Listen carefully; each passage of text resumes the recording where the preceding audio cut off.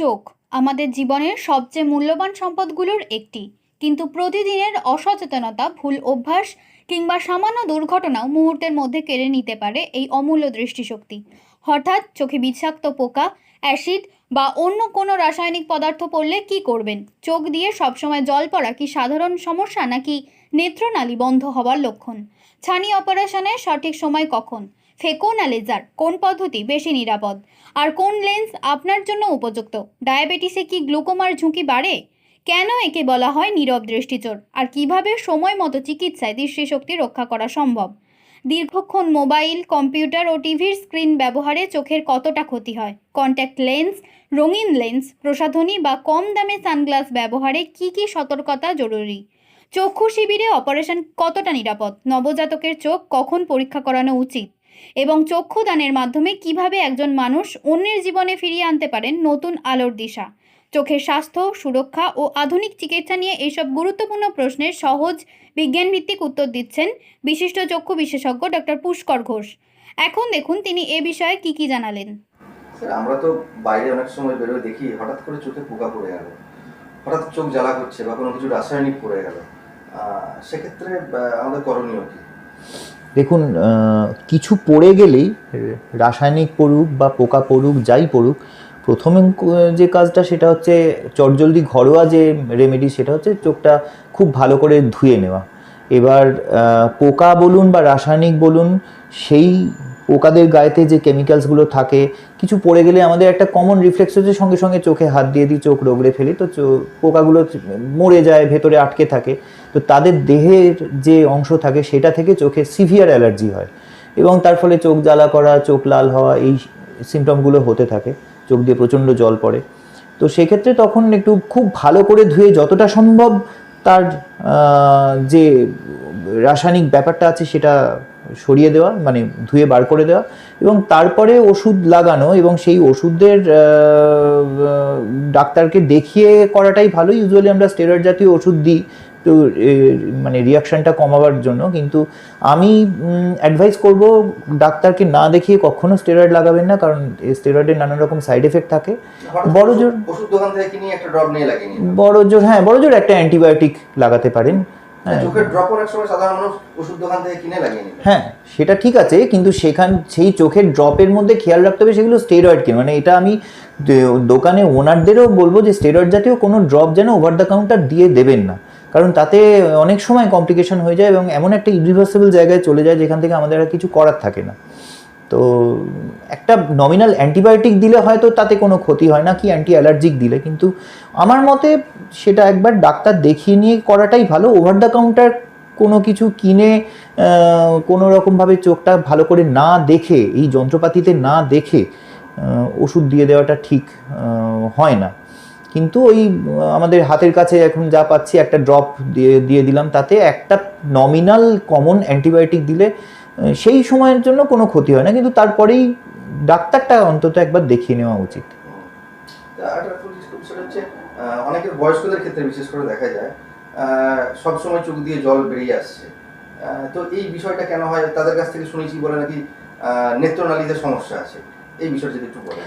এখন বয়সের সঙ্গে সঙ্গে নেত্রনালী সমস্যা হয়, নেত্রনালী ব্লক হয়ে যায়, নেত্রনালীর মধ্যে যে নেত্রথলি যেটা থাকে, যার মধ্যে চোখের জলটা গিয়ে জমা হয় এবং তারপরে নাক দিয়ে বেরিয়ে আসে, তো সেই থলিটা অনেক সময় অনেক ক্ষেত্রে লো গ্রেড ইনফেকশন হয়ে সেটা ফাইব্রোজড হয়ে যায় এবং তার ফলে চোখের জলটা আর ওই নালীর মধ্যে দিয়ে যেতে পারে না এবং কনস্ট্যান্ট চোখ দিয়ে পড়তে থাকে। তো নেত্রনালী বা নেত্রথলি যাই বলুন না কেন, সেটার রেমেডিস কিন্তু অপারেশন। এবার বয়স কম হলে আমরা সাধারণত ডিসিআর করি, ড্যাক্রোসিস্টোরাইনোস্টমি করি। যে কোনো বয়সেই হতে পারে এবং এই নেত্রনালীর যে কোনো, আমরা প্রথমে একটুখানি অ্যান্টিবায়োটিক দিয়ে দেখি যে জিনিসটা রিলিভড হচ্ছে কিনা, কারণ অনেক সময় হয় যে সিরিঞ্জিং করা হয়, নেত্রনালীর মধ্যে দিয়ে ফোর্সে জল পাঠিয়ে দেওয়া হয়, তো সেটা করলেও অনেক সময় ব্লকেজটা খুলে যায়, কিন্তু সেটা সাময়িক আর কি, তারপরে আবার দুদিন বাদে আবার হবে, আবার সেই চোখ দিয়ে জল পড়ছে। তো এরকম যদি বারবার হতে থাকে তাহলে সেক্ষেত্রে একটা ইনফেকশনের চান্স বেড়ে যায়, বারবার রিপিটেডলি ইনফেকশন হচ্ছে চোখটাতে, যার ফলে আপনি ছানি টানি অপারেশন করার সময় সেটা করতে পারবেন না। আগে নেত্রনালী অপারেশন করিয়ে নিয়ে তারপর ছানি অপারেশন করাটা মনে হয় বেটার। তো এক্ষেত্রে যেটা মনে রাখা দরকার সেটা হচ্ছে, আপনি একজন সাধারণ মানুষ, তিনি কমপ্লেন নিয়ে এলেন যে চোখ দিয়ে জল পড়ছে, আমি বললাম অপারেশন করতে হবে, এবং অপারেশন করে আমরা যেটা করি, নেত্রনালী নেত্রথলি সবটাই কেটে বাদ দিয়ে দিই, মানে যেটা ডিসিটি করা হয় ড্যাক্টোসিস্টেক্টমিতে। সেক্ষেত্রে কিন্তু অপারেশনের পরেও কিন্তু চোখ দিয়ে জল পড়ে। তো আপনাদের প্রশ্ন হতে পারে, ডাক্তারবাবু আমি যে কমপ্লেন নিয়ে এসেছিলাম সেই কমপ্লেনটাই তো রয়ে গেল, তাহলে আর লাভটা কী হলো অপারেশনটা করে? তো লাভের লাভ এটাই হয় যে এই রিপিটেড যে ইনফেকশন হচ্ছে, সেই ইনফেকশনটা হয় না। একটা জমা জায়গাতে জল কিছু জমে থাকলেই সেখানে ইনফেকশন বাসা বাঁধে। তো নেত্রনালীর যে বা নেত্রথলির যে অপারেশন আমরা করি, ড্যাক্টোসিস্টেক্টমি যেটা করি, ডিসিটি, সেইটা করলে ওই রিপিটেড ইনফেকশনের যে এপিসোডটা সেইটা থাকে না, কিন্তু জলটা পড়ে, সেই জলটা কিন্তু স্টেরাইল, সেটাতে কোনো ইনফেক্টেড কিছু থাকে না। এবং তার ফলে হচ্ছে ওই পরবর্তীকালে যখন ছানি অপারেশনের সময় আসে, ছানি তো একদিন না একদিন পড়বেই, ছানি অপারেশনে যখন সময় আছে সেই সময় আপনি খুব সেফলি অপারেশনটা করতে পারবেন এবং তাতে কোনো ইনফেকশনের চান্স থাকে না। এই যে বললেন নেত্রনালী বাদ দেওয়া, নেত্রথলি বাদ দিয়ে দেওয়া হয়, এতে চোখের কোনো ক্ষতি হয় না? বরঞ্চ একটা ইনফেক্টেড নেত্রথলি বা নেত্রনালী থাকলে, ইনফেক্টেড থাকলেই বরঞ্চ ক্ষতি। আমি যদি দেখি যে সব সময় আমার ইনফেকশন হচ্ছে, রিপিটেড ইনফেকশন হচ্ছে, ওইটা ওই ইনফেক্টিভ ফোকাসটা থাকার জন্য, তাহলে তো আমাকে সেটা কেটে বাদ দিতে হবে, তাতে চোখের দৃষ্টির কোনো ক্ষতি হয় না। চোখের ছানির বিষয় আছে, একটা বয়সের সময় জানা যায় যে চোখের ছানি এসেছে, তো এই চোখের ছানির জন্য আধুনিক এখন অপারেশন কি আছে? আর চোখের ছানি বিষয়টা কি? কোনো কিছু চোখটার কোনো নতুন কিছু কেমিক্যাল রিয়াকশন হয়, চোখের বয়স বাড়ে? আগে বলি ছানি জিনিসটা কি। ছানি হচ্ছে এক ধরনের ডিজেনারেটিভ প্রসেস, ঠিক আছে? ডিজেনারেটিভ প্রসেস মানে আমাদের বয়স হলে যেমন চামড়া কুঁচকে যাচ্ছে, চুল পেকে যাচ্ছে, সব কিছু হচ্ছে, সেরকম ছানিটাও পড়ে। চোখের মধ্যে যে জৈবিক লেন্স যেটা আছে, সেই লেন্সের মধ্যে যে স্বচ্ছ ফাইবারগুলো আছে, সেই ফাইবারের মধ্যে আস্তে আস্তে জল জমতে থাকে, এবং তার ফলে ওই লেন্স ফাইবারের মধ্যে দিয়ে যে আলোটা স্ট্রেট লাইন চলে যাচ্ছিল, সেইটা না গিয়ে ওই জলের মধ্যে দিয়ে তারা এঁকে মেঁকে যেতে থাকে, তখন আমরা দেখতে পাই না বা সাদা লাগে জিনিসটাকে। এটা কি শুধুমাত্র বয়স বাড়ার সাথে সাথেই হয়? বয়স বাড়ার সাথে সাথেই হয়। এছাড়াও নানান ধরনের ছানি আছে যেগুলো অল্প বয়সেও হয়, সেই ছানির প্যাথোলজি অন্যরকম। সেই ছানিতে অনেক সময় দেখা যায় যে একটা পিএসসি, প্রাইমারি সাবক্যাপসুলার ক্যাটারাক্ট বলি আমরা, সেটা কিন্তু অনেক সময় দেখা যায় অল্প বয়সেও পড়েছে। তো সেটা ওই চোখের লেন্সের পেছন দিকের সারফেসটাতে কিছু কিছু জায়গা ওপেক হয়ে যায়, সেটাকেও ক্যাটারাক্ট বলি, কারণ তার মধ্যে দিয়েও আলো সেইভাবে পাস করতে পারে না। অল সেড অ্যান্ড ডান, সমস্ত রকম ছানির ক্ষেত্রেই কিন্তু অপারেশন মাস্ট। মানে এরকম প্রশ্ন অনেকেই করেন যে ওষুধ দিয়ে কমানো যায় কি না। ওষুধ কিন্তু নেই, ছানির একমাত্র চিকিৎসা হচ্ছে ছানি অপারেশন। এবার ছানি অপারেশন আমরা দু ধরনের করে থাকি, এক হচ্ছে মাইক্রো সার্জারি, এক হচ্ছে ফেকো সার্জারি। মাইক্রো সার্জারিতে যেটা হয় সেটা হচ্ছে চোখে সাদা অংশটা কেটে ছানিটা গোটাটাই বার করে আনা হয়। আর ফেকো সার্জারি হচ্ছে চোখের মধ্যে খুব সামান্য একটা ইনসিশন দিয়ে তার মধ্যে ফেকো মেশিন ঢুকিয়ে ভেতরে ছানিটাকে ভেঙে ফেলা হয়, ভেঙে একটা একটা করে পিস খেয়ে নেওয়া হয়, মানে ইমালসিফাই করে নেওয়া হয়, ফেকো ইমালসিফিকেশন। তো এই মাইক্রো সার্জারির ক্ষেত্রে অনেক রকম ডেভেলপমেন্ট হয়েছে, সেটা লেটেস্ট ডেভেলপমেন্ট হচ্ছে তো SICS, এছাড়াও MICS ইত্যাদি অনেক কিছুই বেরিয়েছে। কিন্তু মাইক্রো সার্জারি আমরা তখনই করি ইদানিং যখন দেখা যায় যে ছানি পেশেন্ট এসছে, সেই ছানি একদম পেকে কালো বা সাদা হয়ে গেছে। সেক্ষেত্রে ফেকো মেশিন দিয়ে ভেতরে ঢুকে ছানিটাকে ভাঙা শক্ত হয়ে যায়। ফেকো মেশিনে প্রচুর পাওয়ার দিতে হয় এবং সেই পাওয়ার দেওয়ার ফলে বিভিন্ন ধরনের কমপ্লিকেশন, আদার্স কমপ্লিকেশন। সেই মেশিনটা ভেতরে ঢুকে ছানিটাকে তো খেলোই, তার সঙ্গে চোখের আরও অন্যান্য পার্টও খেয়ে নিল, যেহেতু বেশি পাওয়ার রয়েছে। সেই ক্ষেত্রে তখন কিন্তু পোস্ট অপারেটিভ কমপ্লিকেশন নানান ধরনের হতে পারে। তো আমার যেটা বলার সেটা হচ্ছে যে এছাড়াও এখন লেজার পদ্ধতি এসছে, লেজার দিয়ে আমরা ভেতরের কিছু অংশ ঠিকঠাকভাবে কেটে বার করে নিই এবং তারপরে ছানিটা যেমন কনভেনশনাল ফেকো বা মাইক্রো সার্জারি তো হয় না, ফেকোতে আমরা বার করে নিই। যেটা ডেভেলপমেন্ট হচ্ছে, নানান ধরনের লেন্স বেরোচ্ছে, সেই লেন্সগুলো মানে কনভেনশনালি আমরা যেগুলো হসপিটাল বা বিভিন্ন ক্যাম্পে ইউজ হয়, বা এই বিভিন্ন এনজিওতে ইউজ হয় সেই ধরনের হাইড্রোফিলিক লেন্স ব্যবহার করা হয়, যেগুলো কিনা জল শুষে নেয়। এছাড়াও অনেক ধরনের লেন্স এসছে, যে লেন্সের মধ্যেই বিভিন্ন ধরনের পাওয়ার দেওয়া থাকে, মাল্টিফোকাল লেন্স বলে। তাহলে ছানিটাই কি লেন্স? ছানিটা জৈবিক লেন্স, আর যেটা ছানিটা বার করে যেটা দেওয়া হয় সেটা আর্টিফিশিয়াল লেন্স। এই আর্টিফিশিয়াল লেন্সের মধ্যে নানান রকম অ্যাডিশন ক্ষমতা দেওয়া থাকে, বিভিন্ন ধরনের ফোকাল লেন্স দেওয়া থাকে, যাতে করে পেশেন্ট দূরের জিনিসটাও যেমন দেখতে পারবে, তেমনি কাছের জিনিসটাও দেখতে তার চশমা লাগবে হয়তো, কিন্তু সেই চশমার পাওয়ারটা অনেক অল্প লাগবে। আরেকটা বিষয় প্রশ্ন করবো, সেটা যে এতগুলো অপারেশন কথা বললেন, তার মধ্যে কোনটা বেশি সুবিধাজনক এবং কার সাকসেস রেট সব থেকে ভালো? সুবিধাজনক অপারেশন হচ্ছে ফেকো, অবশ্যই। কিন্তু ফেকোর সাকসেস রেট তখনই ডিপেন্ড করে যখন পেশেন্ট আমাদের কাছে মোটামুটি একটা সময় থাকতে আসছে, চোখ একদম সাদা হয়ে গেছে, ছানি একদম কালো হয়ে গেছে, এই অবস্থায় এলে কিন্তু ফেকোর সাকসেস রেট নিয়ে একটু মানে প্রশ্ন থেকে যায় যে সেটা ঠিকঠাকভাবে হবে কি না। কারণ ভেতরে যখন ছানিটা অনেক দিন ধরে হয়তো বাড়িতে বসে বসে সময় নষ্ট হয়েছে বা দেখাতে আসেনি, ছানি পেকে গেছে, সেই সময় সেই অবস্থায় যদি আমি ফেকো করি, সেক্ষেত্রে কিন্তু নানান রকম অ্যাক্সিডেন্ট হয়ে যাওয়ার চান্স থাকে। তো আমি বলবো সাধারণভাবে 40 পেরিয়ে গেলেই একবার চোখটা দেখাতে এবং টাইম টু টাইম একবার চেক করে নেওয়ার জন্য, যাতে করে মোটামুটি একটা ইম্যাচিওর স্টেজ আসার সময় আমরা ছানিটাকে কেটে দিতে পারি। আমি বলছি না যে আপনি খুব সুন্দর চশমা দিয়ে দেখতে পাচ্ছেন, নর্মাল ভিশন আমি ছানি কেটে দিলাম, ছানি পড়তেই পারে, কিন্তু চশমা দিয়ে আপনার কাজ হয়ে যাচ্ছে, সেক্ষেত্রে ছানি অপারেশন করার কোনো গল্প নেই। কিন্তু চশমা দিয়েও যখন কাজটা হবে না, তখন এখন করব না শীতকালে করব না বর্ষাকাল করব, এই করে সময় নষ্ট যেন না হয়, তাহলে জিনিসটা পেকে যায়। স্যার, এর সঙ্গে একটা বিষয় বলি, ওটাতে হলো ক্লিনিক্যালি টেস্টের কথা বললেন, আপনার কাছে এলে তবে আপনি বুঝতে পারবেন ছানিটা কি পর্যায়ে আছে। কিন্তু একদম সাধারণ মানুষ সে নিজে থেকে কিভাবে বুঝবে যে তার এই সময় হয়ে এসেছে অপারেশন করাবার? কোনো লক্ষণ কিছু আছে? লক্ষণ একবারে নেই তা বলবো না, তবে সেগুলো খুব ভেগ। মানে ধরুন একটা মানুষ, সে রাত্রিবেলা কোনো আলোর দিকে তাকালে তার আলোটার চারপাশে রেনবো হ্যালো দেখতে পাচ্ছে, তখন বুঝতে হবে যে ছানি ইম্যাচিওর স্টেজেতে ছানি এসে গেছে।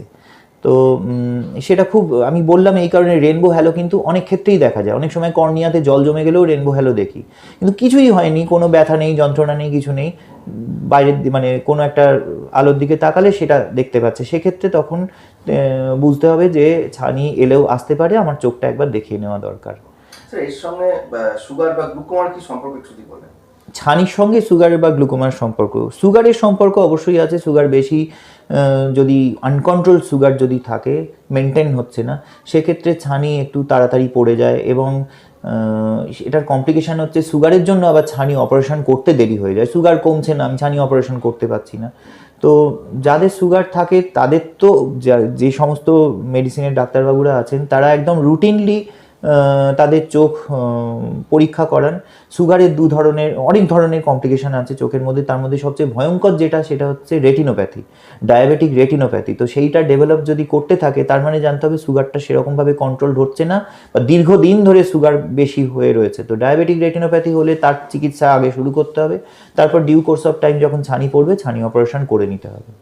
আর এই গ্লুকোমার যে ব্যাপারটা এটা বললেন, এটা কি রেটিনোপ্যাথি? এটাই না, গ্লকোমা হচ্ছে অন্য জিনিস। গ্লকোমা জিনিসটা একেবারেই অন্য।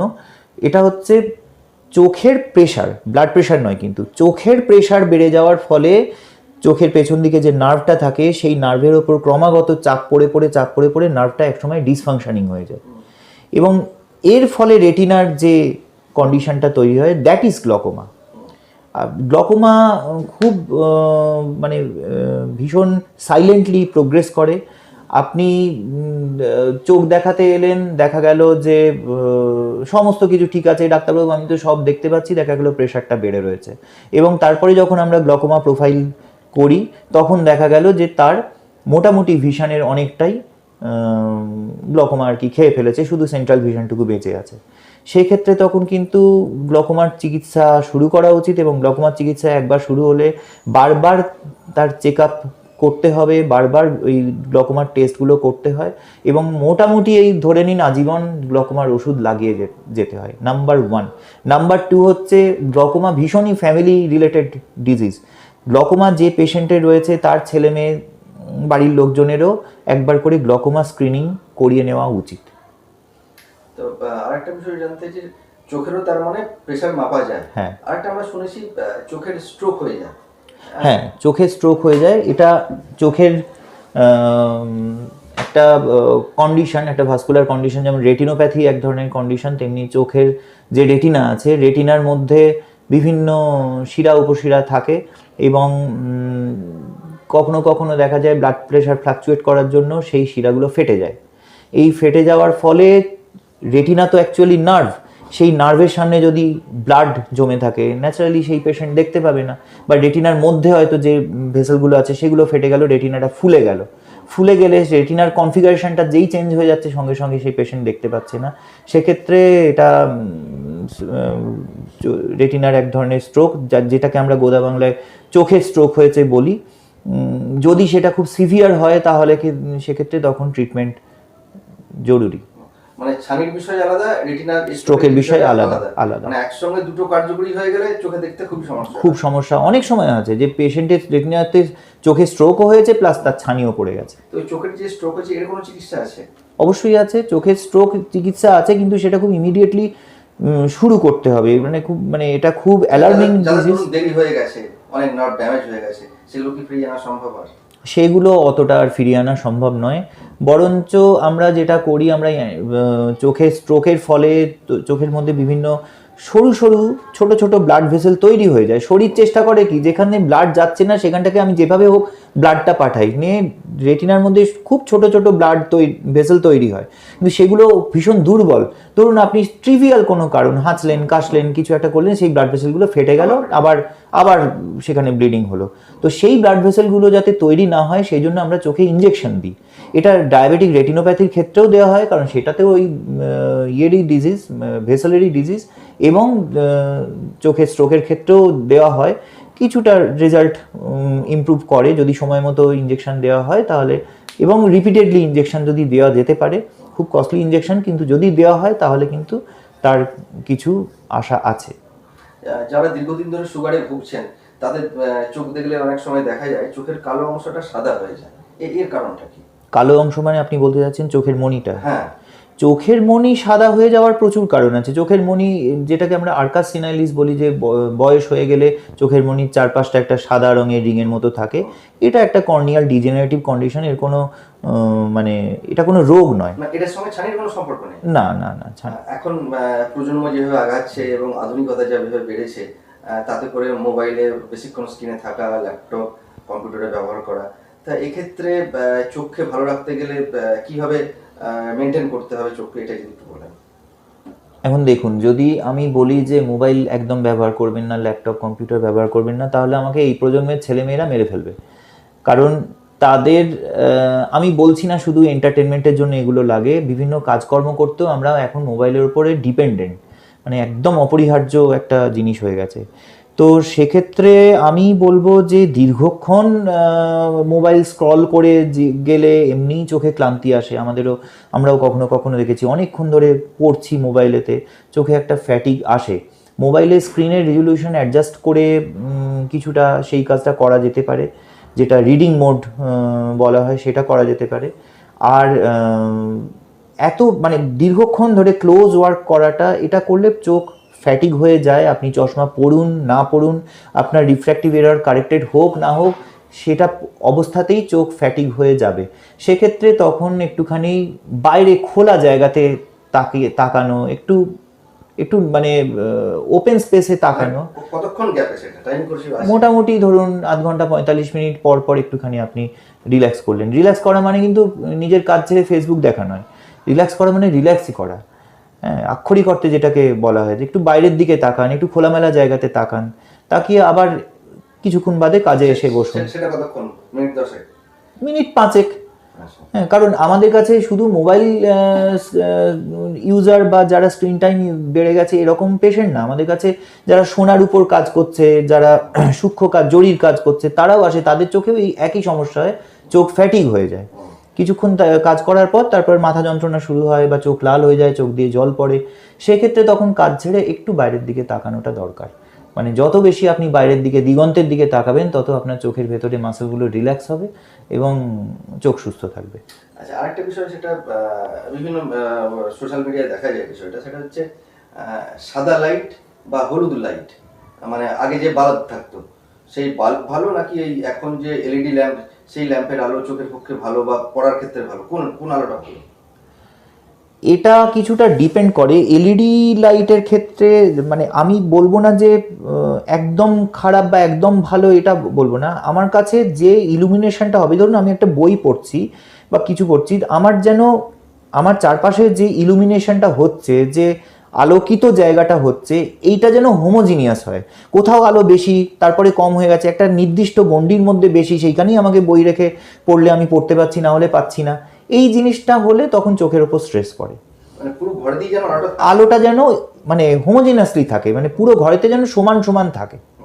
বিভিন্ন প্রতিষ্ঠান বা স্বেচ্ছাসেবী সংস্থান দেখা যায় স্কুল, কলেজ, ক্লাবেতে চোখের শিবির করছে, চক্ষু পরীক্ষা, চক্ষু অপারেশন, এইগুলো ওটি ছাড়া বাইরে এইভাবে চক্ষু পরীক্ষা বা চোখের অপারেশন করা, এটা কতটা নিরাপদ বলে মনে করেন?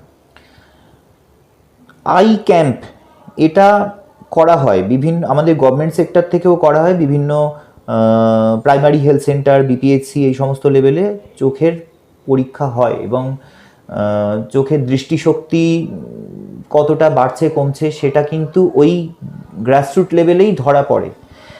দৃষ্টিশক্তি মাপা, পাওয়ার দেওয়া ইত্যাদির জন্য আই ক্যাম্প করে সেখানে চোখের অপটোমেট্রিস্ট যারা আছেন তারা আই ক্যাম্প করেন এবং পাওয়ার দেন।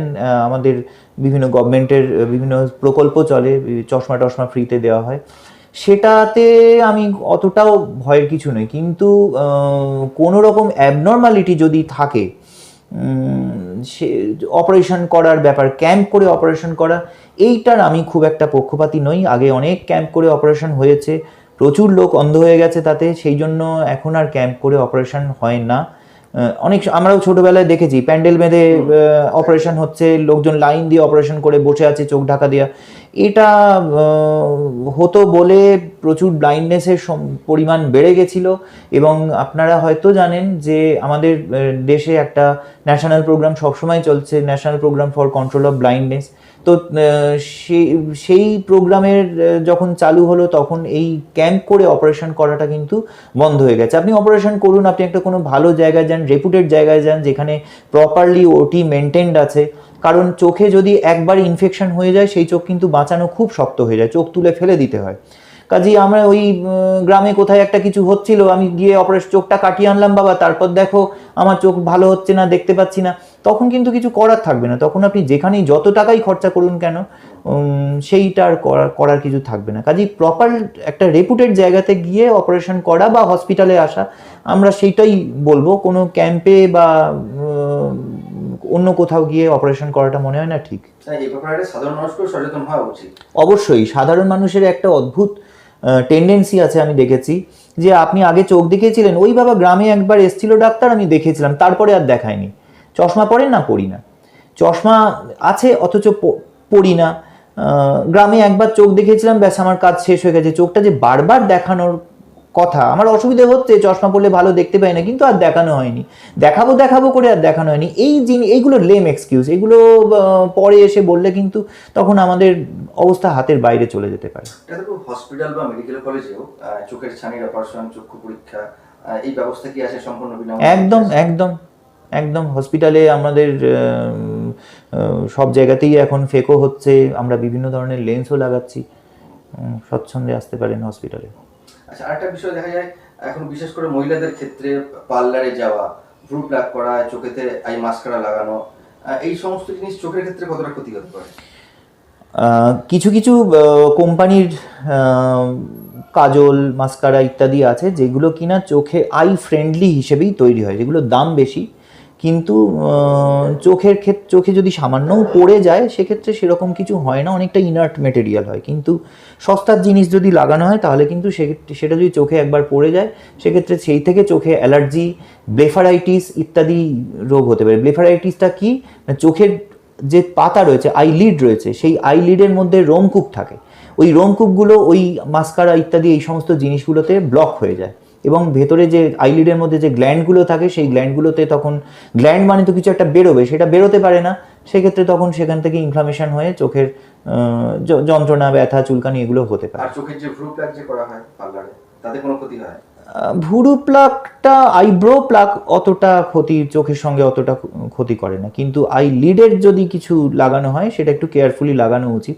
তাই বলে কি সাজুগুজু কেউ করবে না? নিশ্চয়ই করবে, কিন্তু সেটা যেন একটু ভালো জিনিস দিয়ে হয়। সস্তার জিনিস দিয়ে আপনি খুব সাজলেন, তারপর দেখা গেল চোখেতে ফুলে রয়েছে, তারপর আপনি আজীবন আর কিছু লাগাতে পারলেন না, সেটা যেন না হয়।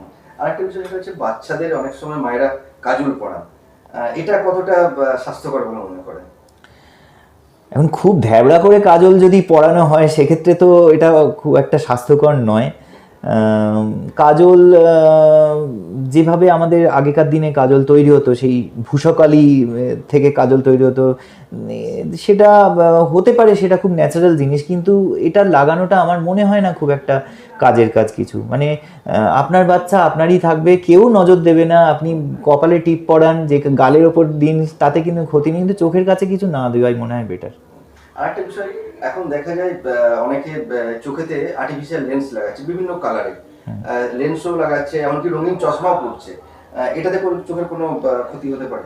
ফ্যাশন রিলেটেড ইস্যুস যদি থাকে সেক্ষেত্রে অনেক সময় নানান ধরনের কন্ট্যাক্ট লেন্স লাগানো হয়।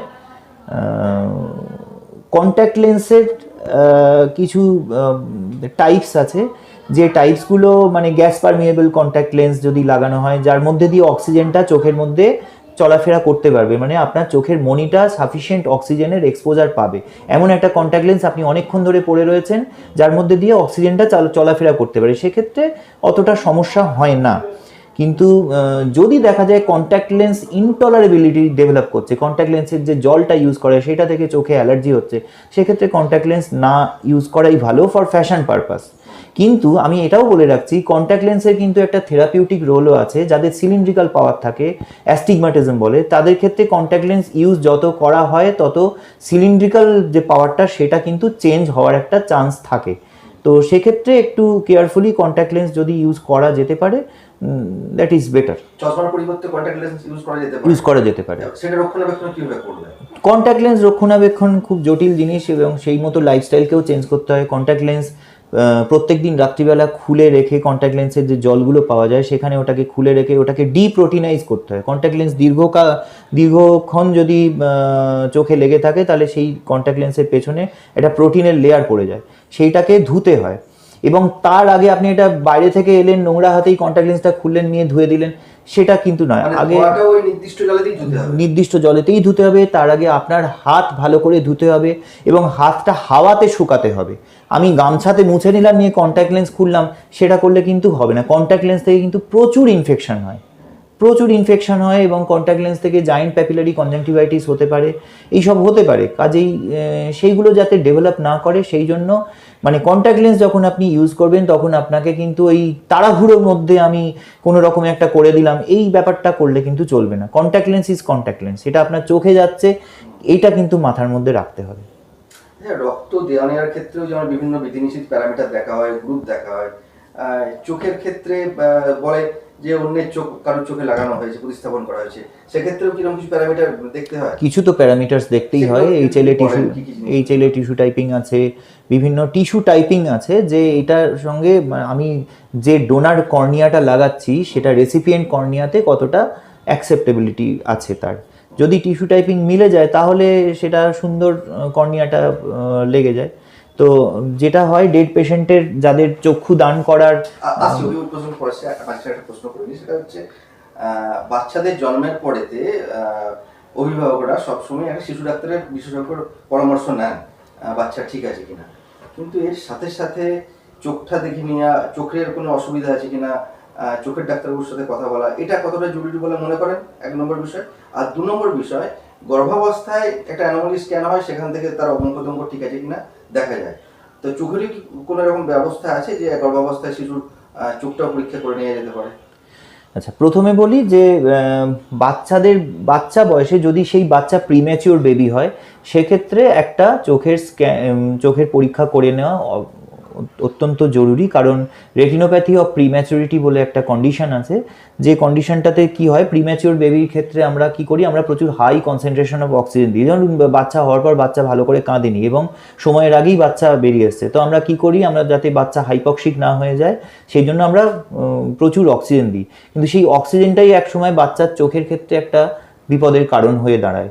তো সেই ক্ষেত্রে রেটিনোপ্যাথি অফ প্রিম্যাচুরিটি বলে একটি কন্ডিশন আছে, তো সেটা ডেভেলপ করেছে কিনা বা করছে কিনা, তার জন্য প্রিম্যাচিওর বেবির ক্ষেত্রে টাইম টু টাইম একটা নির্দিষ্ট সময়ে ইন্টারভ্যাল অন্তর অন্তর এসে চোখটাকে মানে বিশেষ করে রেটিনাটাকে, বাচ্চাদের রেটিনা, সেটা কিন্তু পরীক্ষা করিয়ে নেওয়া উচিত। আমাদের হসপিটালেও হয়, বিভিন্ন আই হসপিটাল বলুন বা সরকারি হসপিটাল বলুন, সেখানে কিন্তু এই এক্সামিনেশনটা রেগুলার হয়। এটা গেল, হ্যাঁ, একবারই নবজাতকের কথাই আমি বলছি, যারা প্রিম্যাচিওর, ঠিক আছে।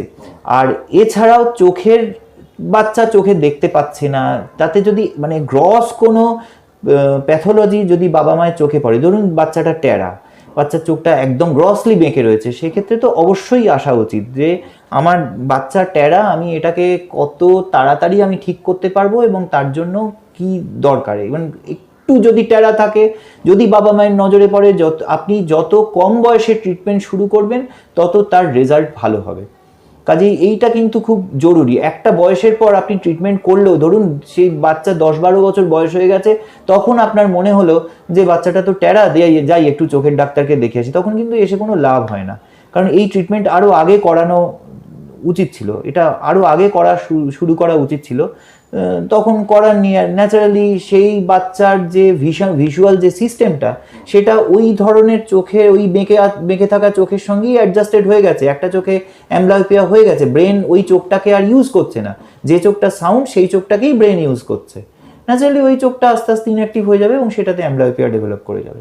জন্ম থেকে অন্ধ বা কালার ব্লাইন্ডনেস, এগুলোর কি চিকিৎসা আছে? কালার ব্লাইন্ডনেসের সেরকম কোনো চিকিৎসা নেই, তবে জন্মান্ধ নানান কারণে হয়, তো সেগুলো যদি ট্রিটেবল কজ হয় তাহলে নিশ্চয়ই অনেক সময় কনজেনিটাল ক্যাটারাক্ট থাকে, জন্মালেও দেখা গেল বাচ্চার ক্যাটারাক্ট, ছানি পড়ে রয়েছে, জন্মেই ছানি, তো সেক্ষেত্রে সেটা যত তাড়াতাড়ি অপারেশন করে দেওয়া যাবে তত তার ভিজুয়াল ডেভেলপমেন্ট ভালো হবে। ডাক্তার ব্যাপার শেষ প্রশ্ন করব, মারা গেলে চক্ষুদান করা, কোন সময় চক্ষুদান করা উচিত, কিভাবে করবেন এবং মানুষকে এই বিষয়ে সচেতন কিভাবে হতে পারবে মানুষ, সাধারণ মানুষ, এই বিষয়ে যদি একটু বলেন। চক্ষু দান বা অঙ্গ প্রত্যঙ্গ দান, এই যে ব্যাপারটা, আমাদের সামনে অগাস্ট মাস আসছে, এটা এই পুরো মাস জুড়েই অঙ্গদানের একটা প্রোগ্রাম চলে, বিভিন্ন সরকারি হসপিটালে চলে, সেখানে নিজের নাম নথিভুক্ত করতে হয়। এছাড়াও বিভিন্ন ওয়েবসাইট আছে, সেই ওয়েবসাইটেও আপনারা নিজের নাম নথিভুক্ত করতে পারেন যদি আপনারা চক্ষুদান বা অন্যান্য অঙ্গ প্রত্যঙ্গ দান করতে চান। এবার যেটা হয় যে লোকটি চক্ষুদান করার জন্য অঙ্গীকারাবদ্ধ হয়েছে, তিনি মারা গেলে বাড়ির লোকজন তাকে রেসপেক্টিভ জায়গাতে খবর দেন, ফোন নাম্বার দেওয়া থাকে, সে খবর দিলে সেখান থেকেই ডাক্তারবাবুরা এসে তার চোখটিকে, শুধু চোখের যে কর্নিয়ার অংশটা সেইটা তুলে নিয়ে চলে যান এবং সেটাকে বিভিন্ন মিডিয়াতে প্রিজার্ভ করা হয়, তার বিভিন্ন এক্সামিনেশন হয় যে তার মধ্যে কত সেল টাইপ, সেল কাউন্ট কী আছে, এবং সেটা একটা নির্দিষ্ট দিনের মধ্যে যদি সেরকম কোনো পেশেন্ট থাকে, প্রত্যাশী পেশেন্ট থাকে, তার ক্ষেত্রে প্রতিস্থাপন করা যেতে পারে। তো যোগাযোগটা কি হসপিটাল থেকেই করতে হবে নাকি না অন্য কোনো তার জন্য সংস্থা আছে? সংস্থাও আছে, আবার সরকারি হসপিটালেও আপনারা করতে পারেন। আমি বলছি অগাস্ট মাসেই আমাদের হসপিটালে এই প্রোগ্রাম শুরু হবে, তো যারা ইচ্ছুক আছেন তারা যোগাযোগ করতে পারেন হসপিটাল অথরিটির সঙ্গে। কিন্তু মারা যাবার পর হয়তো তার বাড়ির লোক বললো যে আমি চক্ষুদান এটা করতে চাই, সেক্ষেত্রে কি কোনো হ্যাঁ, এই ক্ষেত্রে এটা হচ্ছে আমাদের আরেকটা প্রোগ্রাম চলে, সেটা হচ্ছে হসপিটাল কর্নিয়াল রিট্রিভাল প্রোগ্রাম। হ্যাঁ, হসপিটালে ধরুন প্রচুর লোকজন মারা যাচ্ছে, তো আমরা যদি হসপিটালে যারা মারা যাচ্ছে তাদের চোখ যদি আমরা তুলে আনতে পারি, সেক্ষেত্রে তখন হসপিটালে যদি কোনো আই ব্যাংক থাকে, তাহলে কি হচ্ছে, ওই যে ট্রান্সপোর্টেশনের যে সময়টা নষ্ট হচ্ছে, সেই সময়টা অনেকটা কাটেল করা যায় এবং যে চোখ কর্নিয়াটা পাচ্ছি সেটা খুব ফ্রেশ থাকে, স্বাস্থ্যটাও ভালো থাকে, সেটা খুব ফ্রেশ থাকে। তো সেই কর্নিয়া প্রতিস্থাপন করলে তার রেজাল্ট অনেক ভালো আসে। তো সেক্ষেত্রে যদি মারা যায় তখন কিছু আমাদের হসপিটালে স্টাফরা থাকে যাদেরকে বলা হয় গ্রিফ কাউন্সিলর, যে মারা যাওয়া সত্যি একটা দুঃখজনক ঘটনা। তো সেই দুঃখ প্রশমিত করেও সেই মৃত মানুষটিকে অন্যের শরীরে বাঁচিয়ে রাখার যে একটা থাকে, একটা প্রয়াস থাকতে পারে, সেই ব্যাপারটা যদি কেউ রিয়েলাইজ করতে পারেন তিনি তার অঙ্গ প্রত্যঙ্গ বা চোখ দান করতে পারেন। আচ্ছা, আরেকটা বিষয়, চোখটা কি পুরোটা তুলে নিয়ে আসতে হয় না ভেতর থেকে রেটিনাটা কি আনতে হয়? রেটিনা নয়, কর্নিয়াটাকে আনি। রেটিনা প্রতিস্থাপন করা যায় না, কর্নিয়াটাকে আমরা চোখের মণি যেটা সেইটুকুই শুধু আমরা সেই মণিটা এবং তার চারপাশে চোখের কিছুটা অংশ আমরা কেটে বার করি, পুরোটা তুলে আনার কোনো। যাদের লেন্স বসানো আছে, লেন্সটা তো লেন্সের জায়গায় রয়ে গেল, লেন্সটা আমরা তুলি না, আমরা শুধু তুলি হচ্ছে কর্নিয়াটা এবং তার চারপাশে কিছুটা সাদা অংশ, ব্যাস। অসংখ্য ধন্যবাদ ডাক্তারবাবু আমাদের সময় দেওয়ার জন্য। শীততাপ নিয়ন্ত্রিত অত্যাধুনিক রেস্টুরেন্ট ময়ূখ রেস্টুরেন্ট। এখানে পাবেন চাইনিজ, পোলাও, বিরিয়ানি, তন্দুরি সহ সমস্ত রকম খাবার। এছাড়াও কাস্টমারদের সুবিধার্থে হোম ডেলিভারির বিশেষ ব্যবস্থা রয়েছে। পাশাপাশি যে কোনো অনুষ্ঠানের জন্য ভাড়া দেওয়া হয়। আমাদের ঠিকানা খানাকুল হেলান সংলগ্ন তিলক চক। Phone number 8617492616 9732162360। সেরা খাবারের স্বাদ পেতে আজই আসুন ময়ূখ রেস্টুরেন্টে। নিউনুর সোফা সেন্টার। এখানে সমস্ত রকম সোফা পাইকারি ও রিটেলে বিক্রয় করা হয়। সমস্ত সোফা নিজস্ব কারখানায় তৈরি করা হয়।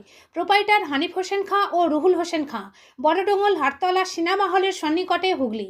যোগাযোগ 7797170093 এবং 9382003105।